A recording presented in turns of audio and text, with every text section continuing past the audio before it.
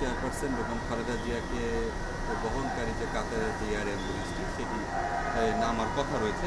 আপনি হয়তোবা দেখতে পাচ্ছেন একটি বিমান নেমেছে। ধারণা করা হচ্ছে যে এটিতেই বেগম খালেদা জিয়াকে বহনকারী যে এয়ার অ্যাম্বুলেন্স। তো বলে রাখি যে বেগম খালেদা জিয়ার সঙ্গে তার দুই পুত্রবধূ জোবাইদা রহমান এবং শর্মিলা রহমানও রয়েছেন এবং তার এই সফরে আরও বিএনপির বেশ কয়েকজন নেতাও রয়েছেন। আপনি যদি জানতে চাচ্ছেন যে নেতাকর্মীদের অবস্থা, নেতাকর্মীরা প্রফুল্ল, তারা উচ্ছ্বাস প্রকাশ করেছেন এবং আওয়ামী লীগ আমলে বিএনপি চেয়ারপারসন বেগম খালেদা জিয়াকে যে উন্নত চিকিৎসার জন্য বারবার আবেদন করা হয়েছিল এবং সেটিকে তারা প্রত্যাখ্যান করেছেন, কোনোভাবেই তিনি দেশের বাইরে যেতে পারবেন উন্নত চিকিৎসার জন্য, এই ধরনের যে একটি বাধা দেয়া হয়েছিল। তারপর অবশেষে পট পরিবর্তনের পরে তিনি বিদেশে যেতে পারলেন এবং উন্নত চিকিৎসা শেষে আবার তিনি দেশে ফিরে এসেছেন।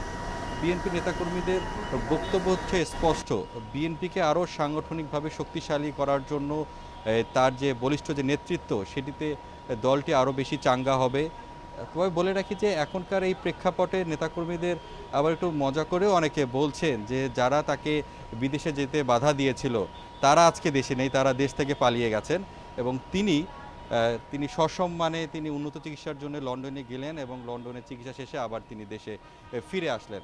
তবে পারিপার্শ্বিক অবস্থায় যেটি বলি যে এই যে তাকে স্বাগত জানার জন্য শুধু নেতাকর্মীরাই নন, সাধারণ মানুষরা এখানে এসছেন তাকে এক নজর দেখার জন্য এবং তারা বলছেন যে প্রতিহিংসা পরায়ণ যে রাজনীতি তারা দেখেছেন সেখান থেকে বেগম খালেদা জিয়া একদমই ভিন্ন। তিনি কখনোই আক্রমণাত্মক, কখনোই কোনো বক্তব্য বলেননি, কাউকে তির্যক কোনো মন্তব্য বা কথা তিনি বলেননি এবং পরিশীলিত এবং রাজনীতিকে স্বচ্ছতার সাথে রাজনীতি করা এবং দেশ ও দেশের মানুষের জন্য তার যে ত্যাগ এবং তার যে পরিকল্পনাগুলো সেগুলোকে তারা স্বীকার করছেন। তারা বলছেন যে বিএনপি চেয়ারপারসন তার যে নেতৃত্বের কারণে আগামীর বাংলাদেশ আরও সুন্দর আধুনিক হবে সেই প্রত্যাশা তারা করছেন।